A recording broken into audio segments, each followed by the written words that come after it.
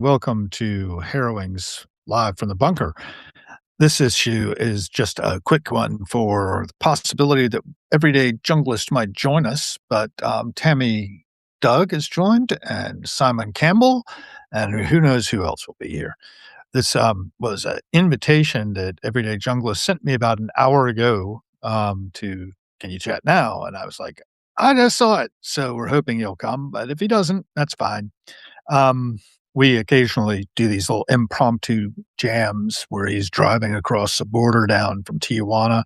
We were most recently, though, holding forth from Minneapolis looking at his cup holder. So, it is what it is. And, you know, once I look at the world around me, it is the way it appears to be, maybe. And I like to apply maybe logic to everything. If you're not familiar with maybe logic, I have been sharing a little bit about it in my Substack that Robert Anton Wilson coined the term as far as I know, and he probably got it from somebody else because most of these things are, transmitted down the generations. But which generations are we going to listen to and who of those generations? I think it's really an important factor because our civilization depends on it.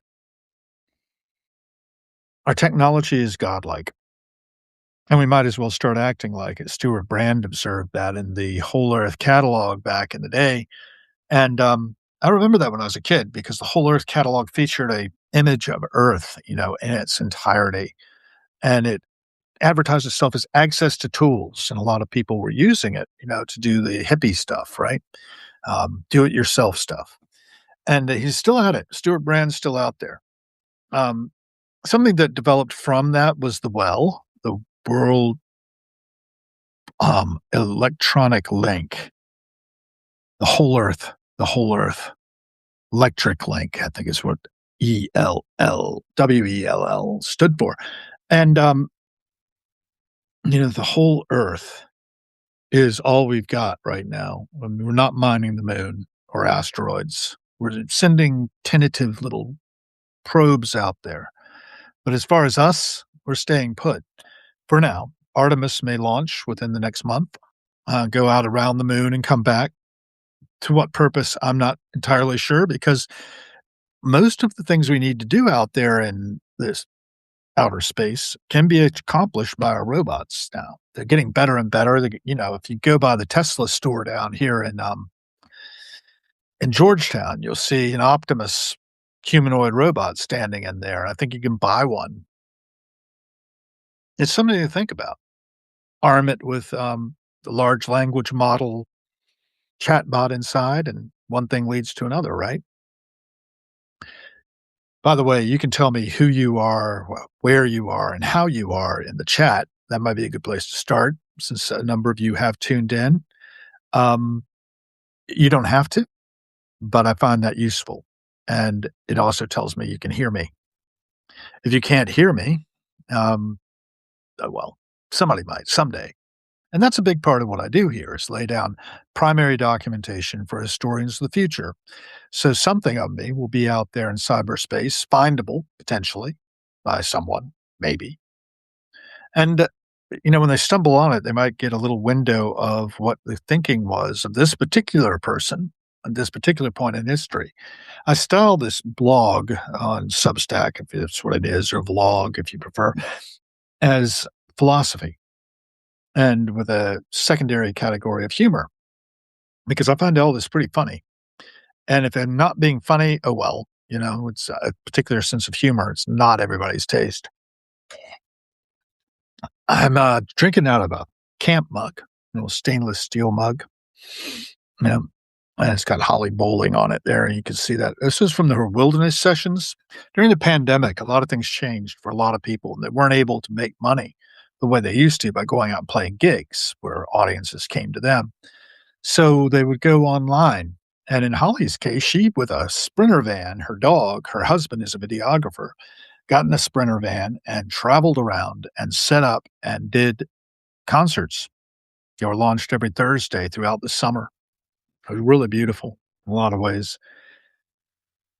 I was really happy to be able to support her work, and she gave me a nice little shout out for it, including, I bought some for swag, like the little camp mug here.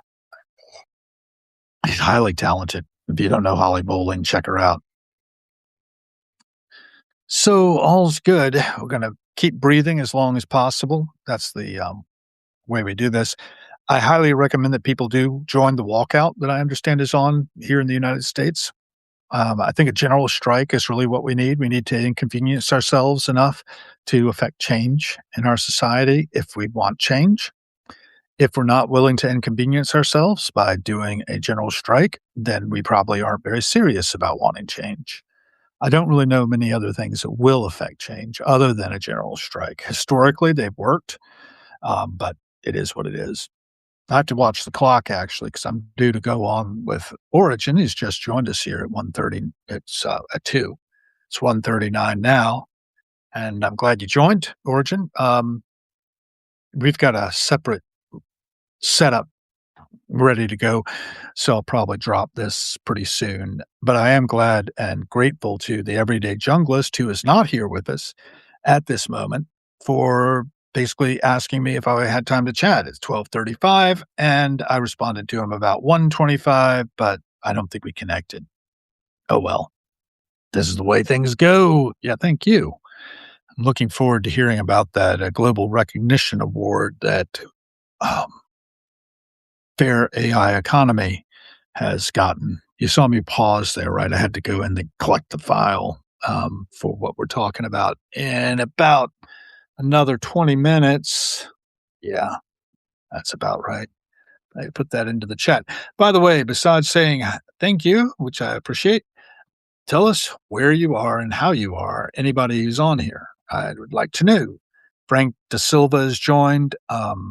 Gerald SD has been here before. Alexei Zaitsev, a common person to be aboard. But Marin Moy, I don't think I've seen before. Simon Campbell's here. And Tammy Doug joined right as it got going. It's been going about 7 minutes, 12 seconds, 13. There we go. And I think I've covered a little ground. I am concerned that our society needs change in a positive direction, that we need to be more kind and considerate to each other, and that we need to break out of our bubbles. Because what I'm seeing is, and what generally is being seen, is an increased insularity. People are no longer shouting at each other across the divide. They've gone to just ignoring the other side on the divide, whatever the divide happens to be. But we are all us. This is one planet. And we are one species, and we're pretty closely related because there's these bottlenecks in our genetics that mean that we're really closely connected. We're not very genetically diverse as a species because of these bottlenecks. Now there's 8 billion of us running around this globe, plus 8.25 billion. And we've got these minds for the most part, and we are capable of so much using these minds, but we've got to channel things to more effective and efficient resolution of existential threats that our species has created for other species. We need to optimize a healthy planet for all life and manage it. It's quite possible using the technologies we have today to do that.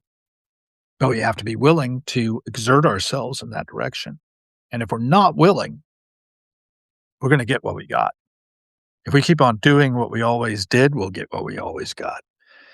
And that's a good rule of thumb. I'm beginning to lose my voice a little bit. I'm going to get some water, get prepared for the next thing, and keep being the change you want to see in the world. Keep your dauber up, as the intrepid editor press would say. He's been my guest here a number of times. That's to Philip Chalmers. And sorry, Dan, the everyday junglist couldn't make it, but I gave it my best shot. Out here. Onward.